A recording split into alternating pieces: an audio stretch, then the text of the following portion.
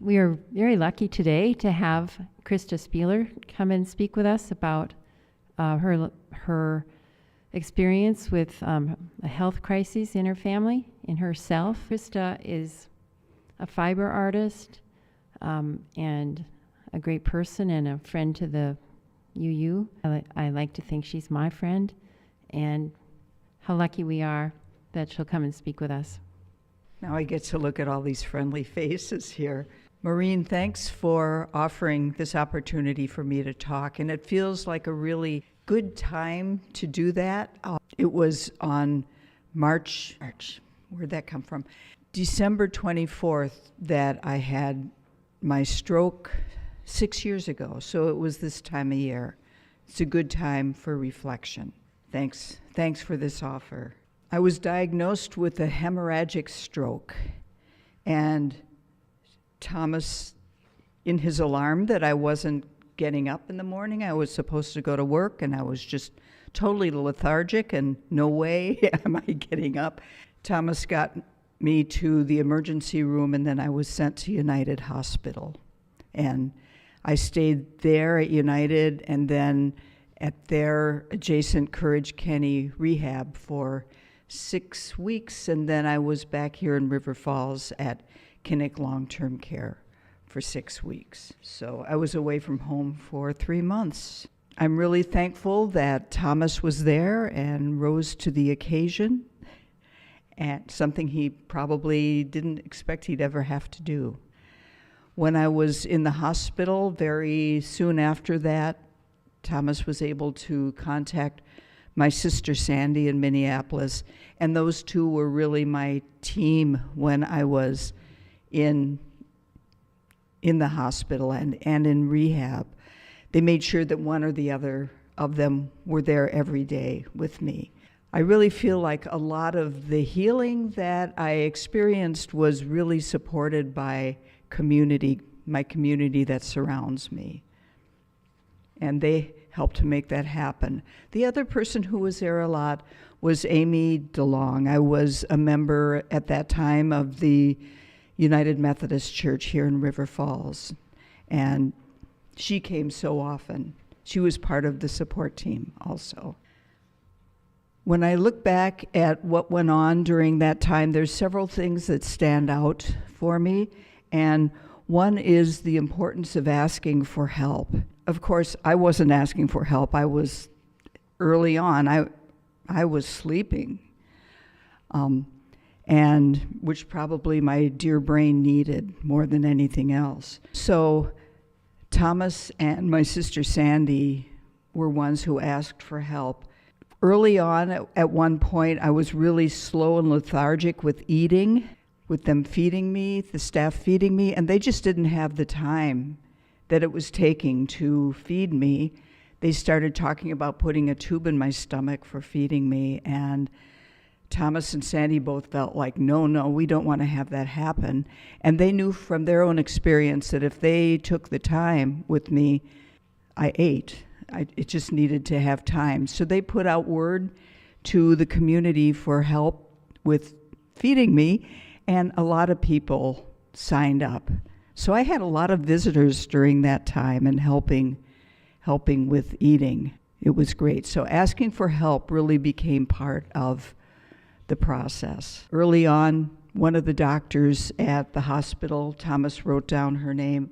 Her name is Dr. Margarita McGuire, and she told my sister that people who have prayer chains being done for them statistically are shown to heal faster. And around that same time, Kathy Allen, I'm sure a lot of you know her, she's not living here anymore, she's out west. Kathy Allen organized a prayer circle at the United Methodist Church, and about 50 people were there apparently. Richard had his Tibetan bowl that he brought with him to the prayer time. And I think that was a time that Thomas also announced the need for help with feeding me. The staff at the United Hospital and at Courage Kenny were awesome. They were so helpful, so supportive, so friendly. a lot of humor and listening really carefully. I'm so thankful for all that they were able to do there. Music was helpful during this time, and they learned from Thomas early on that music was a big part of our lives, that we enjoyed the Beatles, and so people would thread that into their treatment of me. Physical therapy started singing some Beatles songs as we'd do our work together. They encouraged Thomas to bring his guitar in and play for me, and we would sing together. Early on, I was able to sing. Our brains are like that. Our brains really respond to music. Another thing that was a joy and helpful was doing some movement and dance. The physical therapist brought in a music therapist on occasion and played some music, and we had a ball that we would push back and forth with each other. And that was just so fun, really great to have that movement and along with the music going on. I remember a milestone when I finally was able to stand. Early on, I could not stand. You know, they had the lift that helped me to the bathroom. I think I had a name for it, the throne carrier or something like that. I don't know. I totally needed help with getting dressed, and occupational therapy was helping to teach me how to dress myself again. When I was finally able to stand, I remember my memory of doing Qigong led by Colleen Gray came back to me, and Colleen always concludes her Qigong leading the Qigong with holding silence, having hands out, and saying bamboo in the wind. And I just, standing, had the sense of bamboo in the wind. There's some movement and some strength and steadiness with bamboo in the wind. So I thank Colleen Gray for that lesson there. I had to learn how to be persistent and to be patient. Every day, it was like going to work, all the therapies. Every day there was physical therapy, there was occupational therapy, there was speech therapy, and it was like going to work, you know, no break from that. But through that process, eventually I was able to walk again, and that felt like such a remarkable moment when I was able to walk again, and finally able to start to climb steps a little bit. And I remember when that happened, just reminding myself that all these things take time, and it's like a seed just lying dormant in the soil for so long, and then sprouting starts to happen. And that's how this process was, taking time. So after 6 weeks in rehab there in St. Paul and the hospital in St. Paul, I was able to come back to River Falls, and I was at Kinnick Long-Term Care for 6 weeks after that. I was so glad to be back there. I used to work there. I worked a lot in long-term care, in recreation, and Kinnick was one of the places I'd worked. So I knew people there, and I really liked the physical therapist lead there. We were able to do some good bantering with each other. I pushed against him sometimes. It was good to be back. Having been staff there, it was really interesting to be there as a resident, and I think that was a somewhat humbling process for me. I know when I'd worked in long-term care and doing charting and everything, seeing people's diagnoses, seeing the diagnosis of stroke, CVA, cerebral vascular accident, I think that is, and I just thought, that's never going to happen to me. I felt really beyond it, and so this was a humbling experience to have it happen to me. Well, yeah, things happen that we don't expect, but I'm really thankful for that lesson. So it was good to be back at Kinnick. Times when I was there, they were so helpful. I remember one day I really missed having Thomas and my traditional Sunday breakfast where we had poached eggs and made good black tea, and they said, we can do that here. So they set it up that I was able to make breakfast for Thomas and me in the therapy room. So they were really helpful. Then there was Valentine's Day at Kinnick, and they had a special dinner for all the residents who had partners, and we were in a separate room, and they gave us a special meal, and it was just fun and quirky to be there with all the old folks having having a Valentine's dinner together. So the last 2 weeks I was at Kinnick, COVID happened. And one of the downsides of COVID was that Thomas could no longer come and visit me. We were sheltering in place. We had to stay in our rooms all the time, and that was really hard. And by that point, I was up and walking using a cane, and I just made sure to walk around my room a lot just to keep getting that exercise. For a while, Thomas would come around to my window and talk to me at the window, and then I don't know why, but they said people shouldn't do that, so that was cut off. I was really worried that now that it was COVID, they weren't going to let me go home. But when I look back on it, I'm sure they were relieved when people were discharged. Discharging to home is a safer situation. So I'm going to back up a little bit. Before COVID started, they were getting ready for my being discharged, and they wanted to make sure that my home was ready for me to come back to it with having some supports for me. And so on a Saturday, I think it was, a batch of friends, including Ed, yay Ed, hi, sitting in the back there, Ed Krause, and the occupational therapist from Kinnick came to the house and worked on making the house ready for me to come home. That included putting some handrails up. Thank you, Ed, for that. I use them still. It's a rail by our back door, by our stairway, one in the bathroom. Thank you. And doing other things to make sure that the house was ready for me to come home. Our neighbors loaned us a single bed because I wasn't able to climb the stairs to our bedroom yet. Lots of help with that. So finally I came back home, and once I was home, the rehab continued.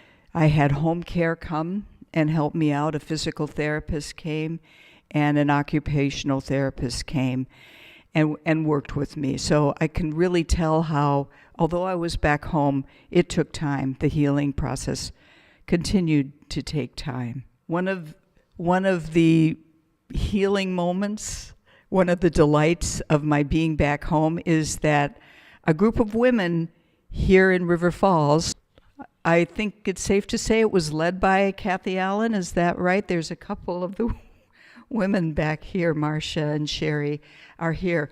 They paid a visit to my house. It was during COVID, and they were trying to connect people during this time that it was really hard to connect. And they called themselves, let's see, I wrote it down here. I'm sorry. Oh yes, the Seventh Street Soul Connections. And they came with a car, and they started singing, and they gave me a phone call ahead of time announcing that they were arriving. They were singing Beatles songs. They sang Twist and Shout, I Want to Hold Your Hand, Come Together Right Now. And they were dancing. They were dancing in the street. It was just an ecstatic moment. I'm just so thankful for that, and thankful for them for doing that. And I think that Kathy is watching out west to this going on right now. So thank you, Kathy. It was great. So a couple of landmarks, helpful points in my home rehab were when I was finally able to climb the steps. For some reason in my mind it is that was around Easter that I was able to do that. That was a big step to be able to do that. And also gradually I was able to start walking outdoors using a cane. And then someday I didn't need the cane anymore. Qigong has continued to be part of my healing. Thomas and I do it every day together, for each of us, for our healing. Really thankful for the Qigong. And I think that it was a challenging time, and still it's almost like a time of going underground, and things come out of it that hopefully can be blessings in a way. I think one thing for me during that time is that it increased my gratitude for my husband, Thomas. He rose to the occasion, and who knew, you know? It's like my dreaming poet husband rose to the occasion, was there to help me, and then consistently was there almost every day. Likewise, my sister Sandy, she was there so much, and I feel like it really helped our relationship. I feel more gratitude for Sandy as a result of that. Really thankful for that.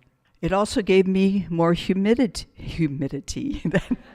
Wrong time of year for that. It gave me more humility that I also could have a stroke. So I'm thankful for that. I've made connections with a couple people just in brief conversations who've also had strokes. It's a commonality that we share. I'm going to wrap up here soon.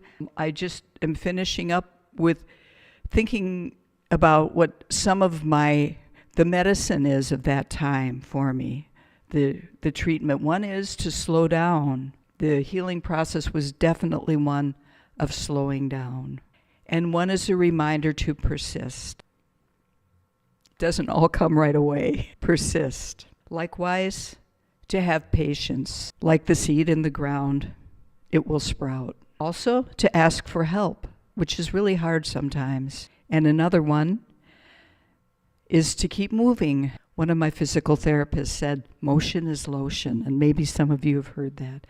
But keep moving, dancing. So thanks you all for being here, and I'm just looking at a bunch of warm faces, and I'm mighty grateful that you're here today. But I've known you for a long Yes, time, yes, Chris, yes. and your various roles, and it's interesting that you worked at Kinnick long-term. I also did for a little bit when I was a plant lady in one of my I incarnations. remember that. Do you? I think that's Yeah. where I first met you, when you were a plant lady. Yeah, and I did a little plant therapy there. Yeah, They were yes. implementing some holistic treatment, and I actually became a nurse working in transitional care at the U. And I have to say, just community support, and we're talking about refugee. As you say, it's hard to ask for help because we, of the predominant society, that we are white, okay? That we're got that independent, that we can do it ourselves and don't need other people. To see when I worked, the other cultures that would come, and just one example, working on the West Bank, the Somali community, there would never be a patient alone in their room. They would come and stay, and there'd be crowds of people bringing food.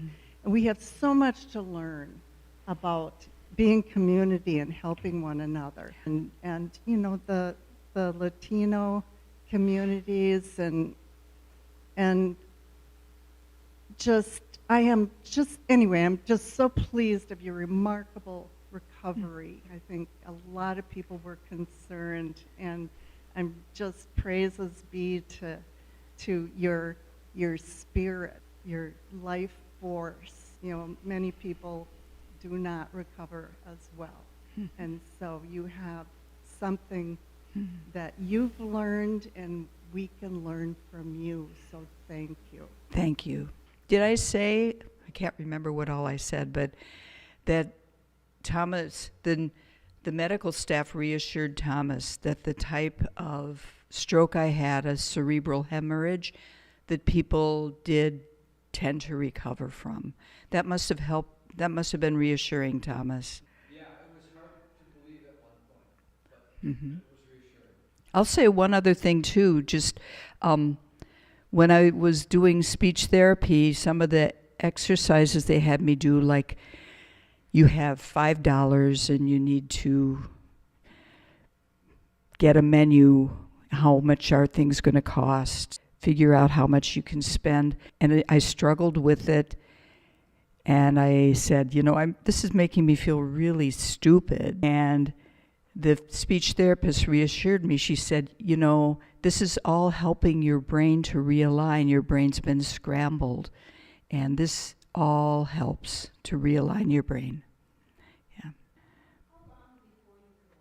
Well, it was when I was in St. Paul still, I would guess it was about a month. Do you think, I'm looking at Thomas too, because he was around about a month. It sounds like I was able to walk some really early after the stroke, but then I went backwards. Yeah, they had taken me up to rehab, Courage Kenny Rehab. I was able to walk, but then I slipped back and they took me back to intensive care. And then it took a while till I could again walk. I'm interested in the psychology, and typically in events like this, people go through the stages of remorse: denial, anger, depression, acceptance, stuff like that. So I'm just curious if you could be willing to share a little bit of what you went through with that. I don't think I went through stages in that kind of a way, but I think I had some really wacky conceptions of things that were I think that were very internal and that did not correspond with what was going on externally. I think there was also a time, and I can't explain this, but I thought I was dying. And I very urgently told the nurse that I needed to get ready to die. And she was really concerned. Of course, Thomas was really concerned. I had felt like a dream, imagining myself choosing to die. But then that passed. But yeah, there were things, my brain was really traveling around. Yeah. Yeah, I want to add to that. Early on in the stroke, there was something very childish about Krista for a while. Almost kind of a spitefulness, not answering questions and making faces and saying absurd things. But it seemed like a kind of a regression stage. But I just wanted to comment on that last piece. Yeah, I was shocked to find Krista in a very despondent mood one day and talking about being in hospice. And I asked her about that, and she told me she thought she needed to go into hospice now. I said, no, you don't. No, you really don't. That was kind of heartbreaking.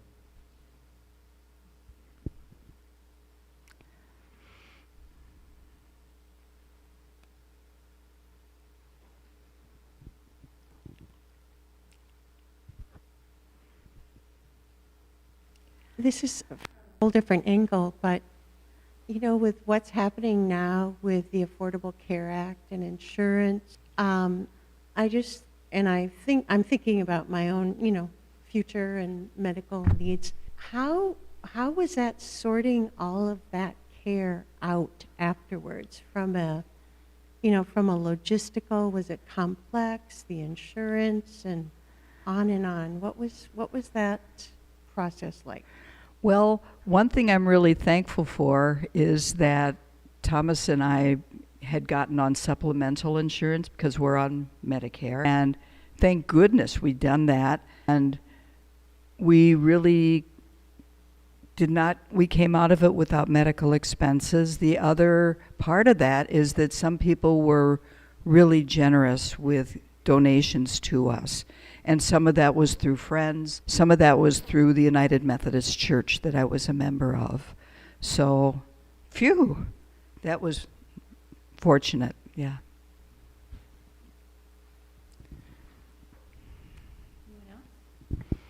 Thank you for sharing all of this. I was firsthand witness to someone with a catastrophic event. And one thing is, it was an accident. So they said that he wouldn't remember all the worst of it, the pain, and he didn't. He still doesn't. But when there are subsequent events with it, he forgets those right away too. But the people around him do not. And did you also, now you've been recounting it as if you recall everything there, but is that with the help of others or? Oh, yes. You know, Thomas kept notes during the time. And so I was asking him some questions as I was getting ready for this, because a lot of it for a long time I did not remember. Yeah. I wonder if that's just sort of nature's way of helping you tolerate those things. Just a thought. Yeah, it could be. And I know that our bodies and our brains need rest. And I'm sure that's part of when the brain is knitting herself back together. Yeah. Well, Maureen, thanks for this opportunity. Oh, you're welcome. Yeah, thanks. Thanks.